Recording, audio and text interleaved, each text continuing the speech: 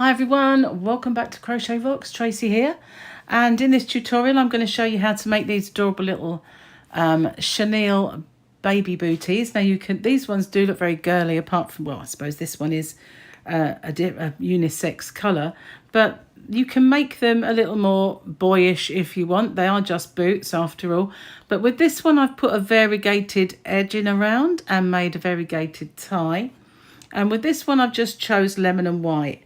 But you can do whatever you want. You see, that's what they look like blank. And with this one, I was just going to put a little ribbon around those. But these are all size 3 to 6 months. And you can make them larger or smaller simply by changing the crochet hook size. So all of the materials that I'm using today are available in my shop, hobbyrocks.co.uk. There's a link in the description box for it and a voucher code. So I ship worldwide. I just want to point out that shipping is weight-based, so it's proportionate, so there's no worry, you don't have to order lots.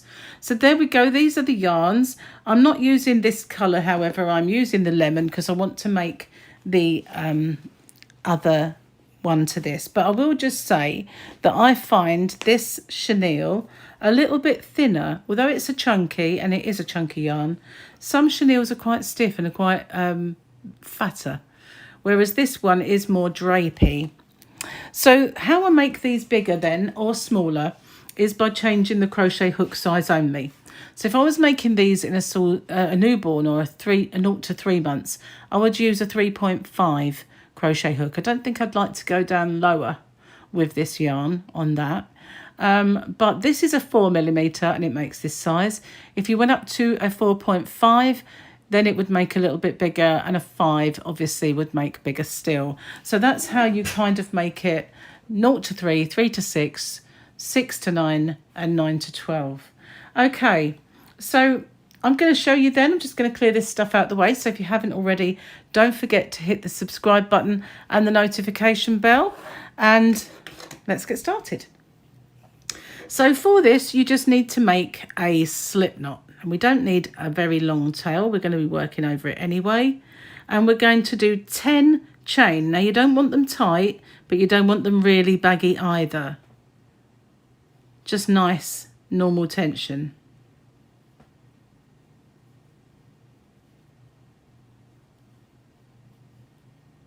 There we are.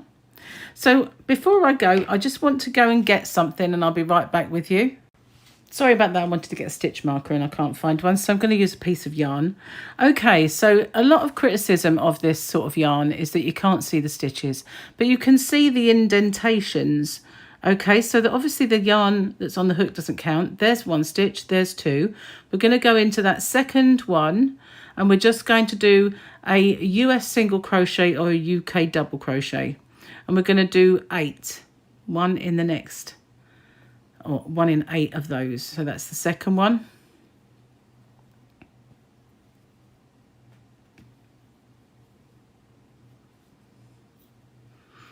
I go with trouble with that curling in.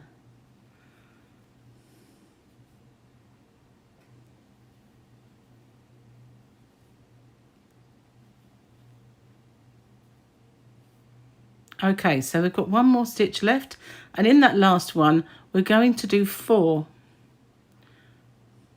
Whoops, need to take the yarn with you.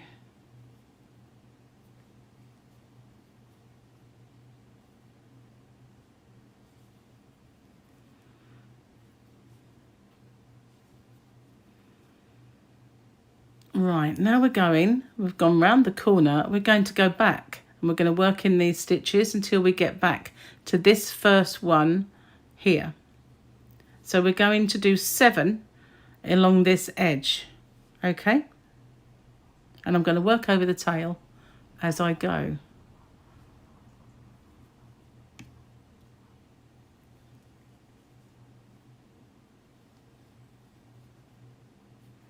I know it might be difficult to see on camera because white does tend to kind of flare and make it harder to see. But I did want to make them lemon and white. This really does only work with fluffy kind of tufty yarn though, I will say. If you try to make it with the other yarn, it's not quite so nice. Okay, so we're now at the back, right at the back again, and we're going to do 3 in our last one.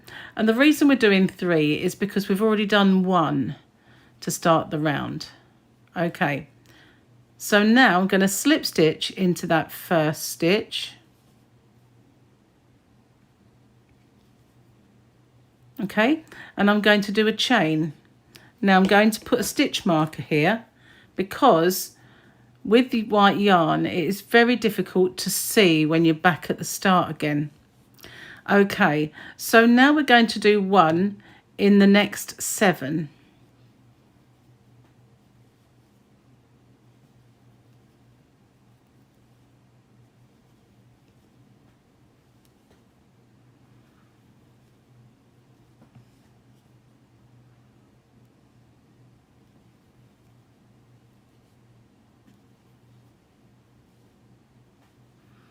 Okay, in each of the next 4 stitches, I'm going to put an increase, so I'm going to do 2.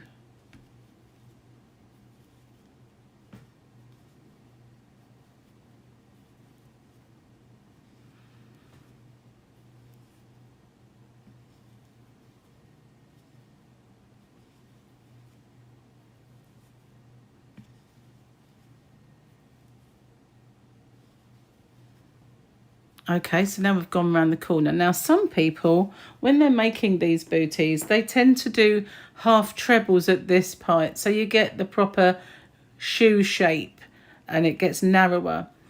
And I think that's important for adults and for older children. But for babies, not so much. They tend to have straight feet, really. So I don't think it really is that important. So we're going to do 7 along this edge and meet up with the start.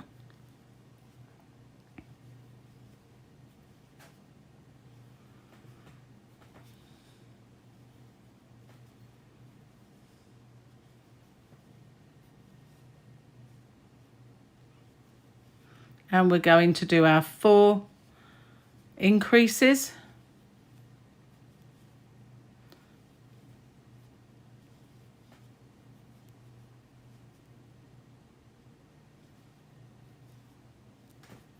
Try not to put the yarn in it. Okay, now we're back round to our start. We need to pull some more yarn. Okay, need more than that, I think. Right, so I'm going to pull this out and I'm now going to slip stitch into my first stitch. Do a chain, cinch it down and put my yarn back in, because believe me, I have frogged a few of these because I couldn't find where I started. So again, I'm going to go into the first 7 and I think this is going to get in the way. I'll try not to make it get in the way. I'm going to put the yarn over. What am I doing? Almost. Let's count them. 1, 2, 3, 4, 5, 6, 7. Yeah, that's fine. I want to go in this first one. Hopefully that's not going to get in the way. There we go. 1.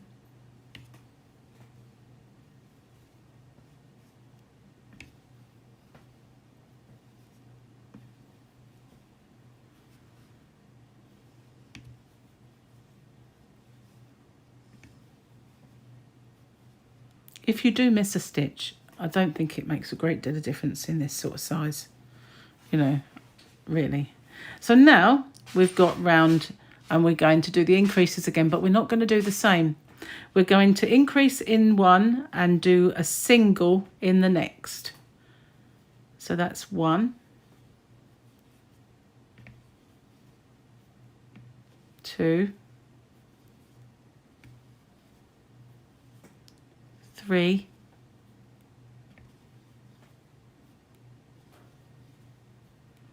4.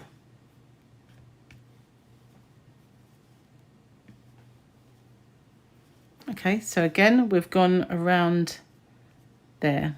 And now we're going to go down this edge again with our 7.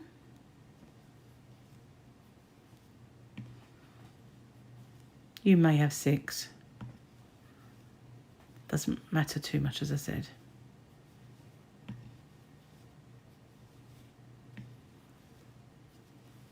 Okay, so once you get to this end, again, we're going to do our increase single, increase single, increase single, increase single, and get back to our beginning.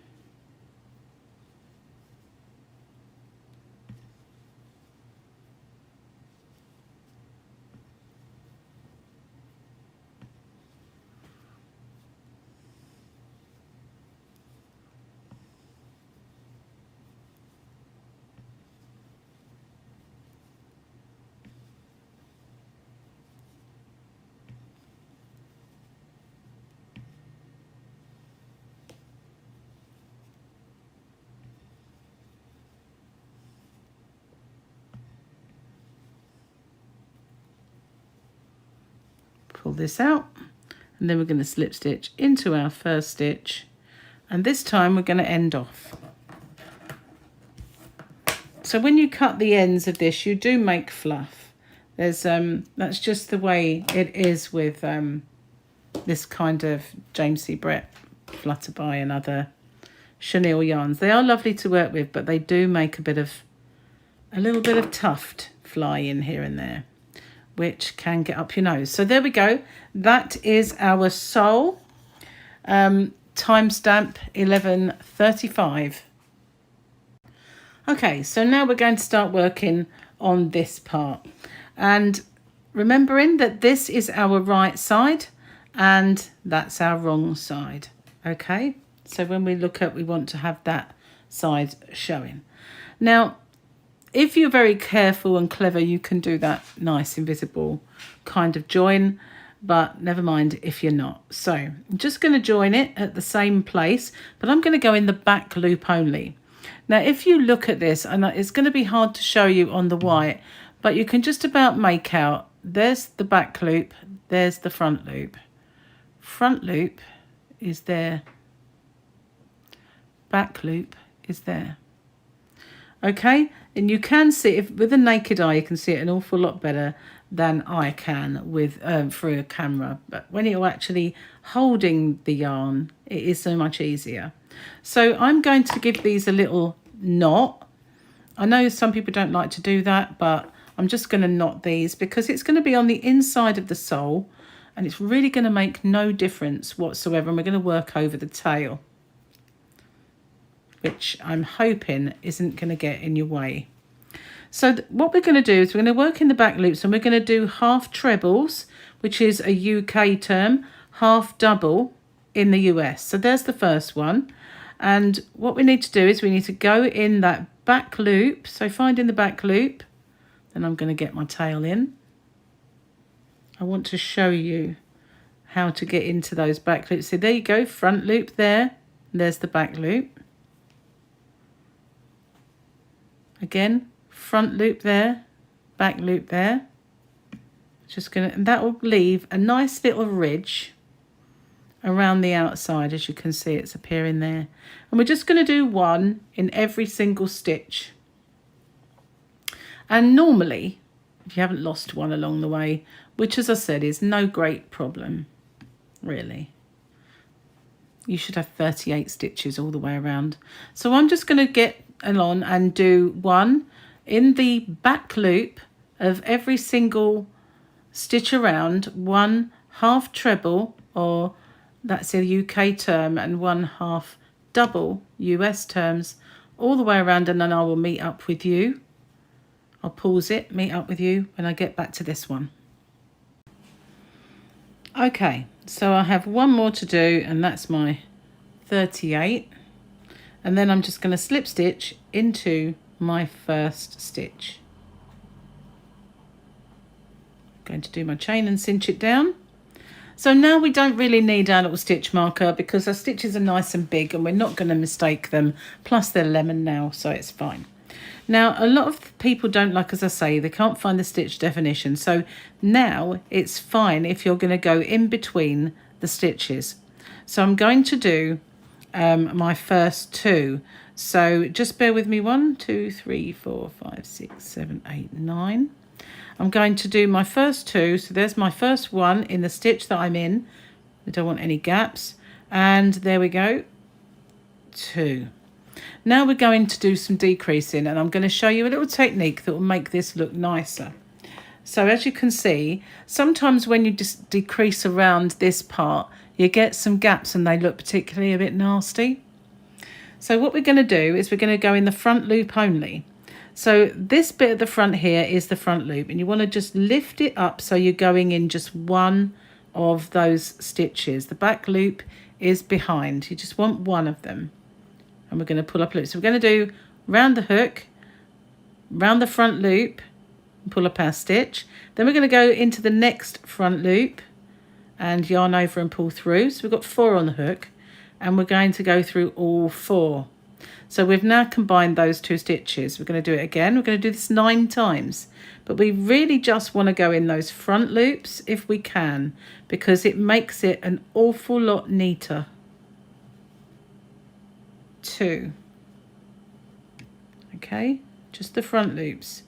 If you hold it upwards instead, you should just be able to get, it's harder for me with the camera equipment in the middle, but as you can see, it's making them nice and neat. If we just did them the normal way, you'll see the difference. See how bulky they look?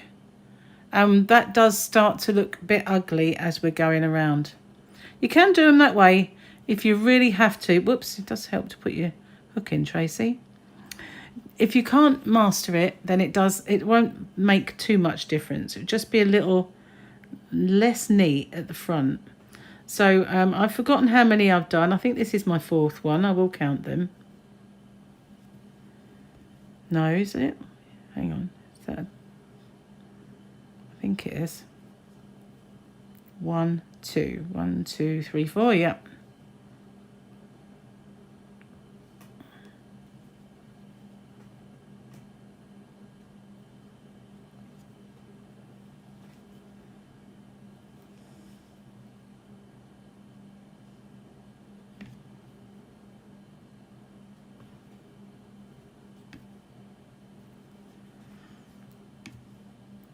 So if you hold it the right way, it just pops up for you. That one little front loop will just pop over the hook. Just one. Forgotten again. 1, 2, 1, 2, 3, 4, 5, 6. That's 7. 2 more to do.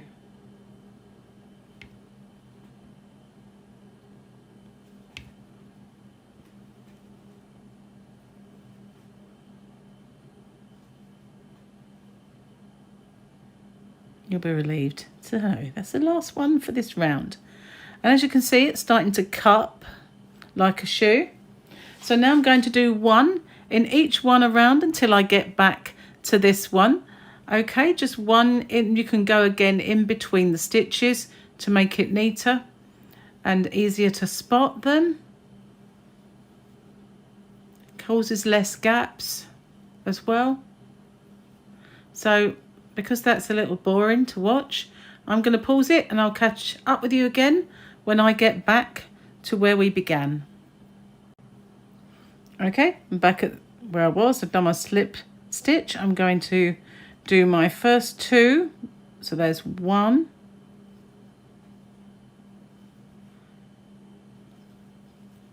2. Now I'm going to do 5 decreases. And I find that these ones are a little easier to spot because the stitches are wider. So 1,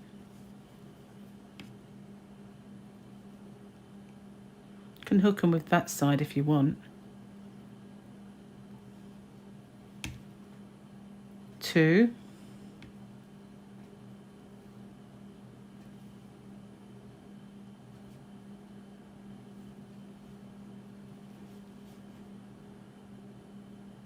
3. Gets a little tight going around there.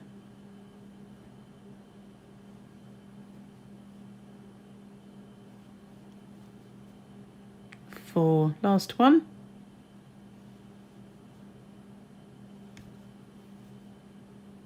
Okay, and then we're just going to go back to doing 1 in each until we get back to our start, just as before.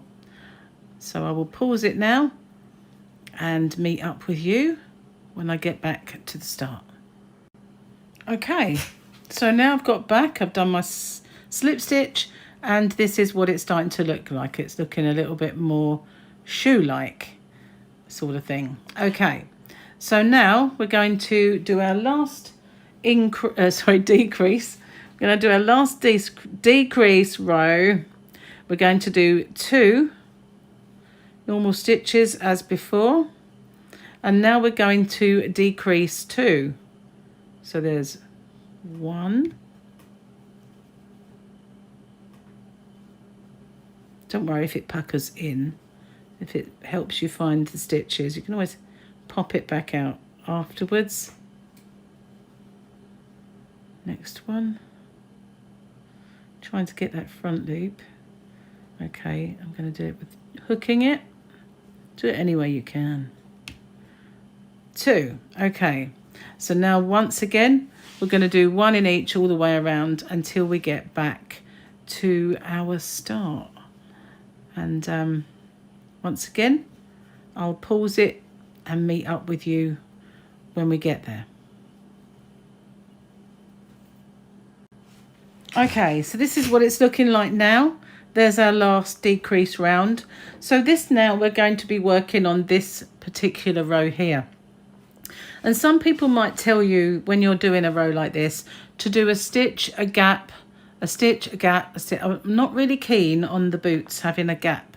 So I feel like if you just do 1 stitch in every single stitch around, then you can easily weave your yarn through it. I'll show you what I mean. So this is it. This is the row we're talking about. And you can just get your tie and easily with a darning needle weave it in and out, and that's what you'll get. I just feel like with a mitten it's fine, but with booties you don't really want the gap. So we're going to do our 1 chain, cinch it, and we're just going to do 1 half treble, half double, whatever you're calling them, in every single stitch all the way around.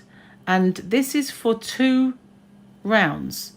Okay, so the next 2 rounds are identical. All right, you don't have to go in the back loops. You don't have to just pulling some yarn out if you wonder what I was doing. Yeah, just go in 1 stitch all the way around, just like that. So we're now moving upwards. I'm going to pause it. I'm going to continue, finish this round. I'm going to do 1 more and then I'll come back to you. Okay, so this is where you have a choice to make. You can either do that as the last coloured round and they will look like this, or you can do 1 more coloured round and they will look a little bit taller. So I'm going to do, obviously I need to make these match, and I believe, let's see, I need 1 more coloured round. I did 3 on this particular one. I did 2 on this one. So it just depends whether you want them to be shallower boots or taller. So I'm going to do 1 more round just to match the other one and I'll come back to you. Okay, so now I need to end off this colour and bring back the white yarn. I just need to find the end, there it is, of the white yarn. So this last round is very, very simple, and then we can make the tie. So I'm just going to end this colour off. Okay, there we are, but then we're going to work over that tail. So I'm going to join at the same space because might as well work just over the 2 there. Okay, and while that's there like that, I don't need a bigger tail like that. I can just do my little knot, be buried. This fuzzy yarn does hide a multitude of things. It's really quite good for that. Apart from the bits of fluff that fly off the end, which could get up your nose a little bit. Okay, so the very last round, we're just going to do a nice little border of single US, double crochet UKs. all the way around the outside edge. Working over the tails. You want to do them nice and snug, not loose. Just finishes it off nicely.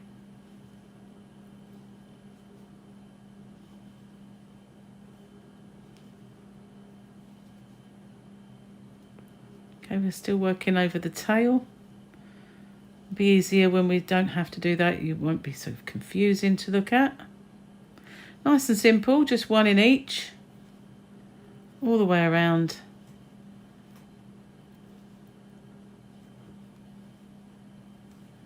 Until we get back to the start. Didn't need to leave such a long tail there. So used to leaving a long tail for sewing them in. Of course you can sew them in if you want, but they are just as easy to work in with this yarn. There we are. So just go all the way around. I'm going to pause it, and I might as well not bother. Might as well nearly there now, aren't we? Should have paused it a while ago. Really. Okay, so we've only got one end to actually sew in, and that's well, if you count the ties. Okay, so now I'm going to slip stitch into my first proper stitch. Do a cinch it down. Leave a long tail because this one does need sewing. Okay, so there we are. There's our little boot. And there's our shaping, nice and neat. And this is what it'll end up looking like. So now we've got to sew that end in, which is ever so easy to hide in the chenille. And we've got to make the tie. So we're going to do the tie now. Now, it doesn't matter how big a tail you leave, because I snip it right off to the end. Okay, so I just make my slip knot, and I'm going to do 51 chain. So just simple. I'm going to pause it and count, because it will put you off if I counted 51. Now you don't want it mega tight. You want it about the same sort of tension that you did in your initial sole. Okay, so I'm going to pause it now and come back when I've got 51. Okay, so this 51 does seem rather long. If it is, I can always make another one that's shorter.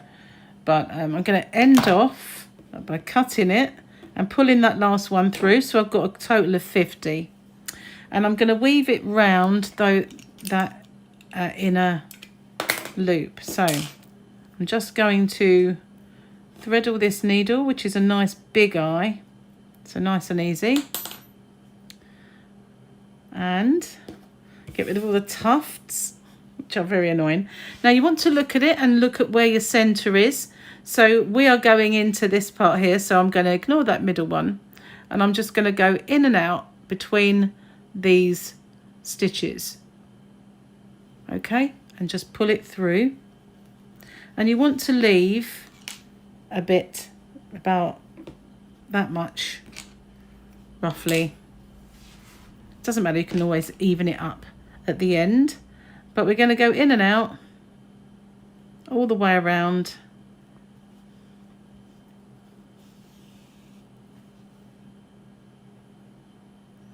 Making sure you don't go down, you stay on the right line. Almost there. Okay, so we're back there. I'm going to leave that middle one again. And I'm going to pull these out. Now I'm going to cinch these really tight and just cut them. I don't find this ever comes undone. It's pretty good yarn really for that. Once you've cinched it really tight, and you leave a little tufty end, which will probably fall off. But if it should ever come undone, then you can put some ribbon in or just make another. And this one, where did I put my needle? Good question. There. Just going to work this in. And then all we have to do is tie our little bow. Or if you'd prefer, you can make it out of, I'd say, normal yarn. You know, any acrylic yarn or whatever, you know, just to kind of, I'm going to go down into that first stitch. to pull that knot back inside. Just pulls it out of view. Now it's gone. And then you can just weave this along nice and easy and bury it. You can bury it in amongst all of the stitches, not just the white ones. I would just occasionally give it a glance on the right side to make sure you can't see. No, you can't see. I'm going to go through those ones. Can't see it. That's fine. So you won't see the yarn either. Pull that through, and I'm just going to go back the other way. So I'm going to find another one to go through and then go back. It's easier said than done when you're trying to do it with equipment in between you. There we go. I'm going to go back, pull it through, and then just snip. I'm going to put it a little tighter and then snip that off, and then it will disappear inside. So there we go. Get rid of the tufts that have appeared. So these are kind of even sizes. Just really all you need to do is a little bit of a thing, pull, a little bit of a pull, and then just do your bow. And it's nice and matching the other one. Doesn't look like it does it? But it does. Just obviously needs pulling. I've got a little shoe thingy in this one, that's why it's pushing it out, whereas this one's all scrunched. But that's it. That's my little booties. It does look smaller, but it won't when it's stuffed. So thank you for watching. I hope that it wasn't too complicated or any way misleading because of the kind of yarn. I don't think it would try to do this with furry yarn, but it might have been that I did it too late in the evening and I didn't have good light. But it was very, very difficult to do it with furry yarn. I'm going to have another go. But I'm going to do some mittens and a hat in this if I can get around to it. But that's my little booties. Thanks for watching. As I said before, if you haven't already, don't forget to hit the subscribe button and the notification bell. I'll see you on the next one. Bye for now. There we are. Before we go, I just wanted to show you they do look even once they've both got a foot inside them. So there we go. I pulled this one a little tighter as well, I think, and then that one. Okay, bye for now.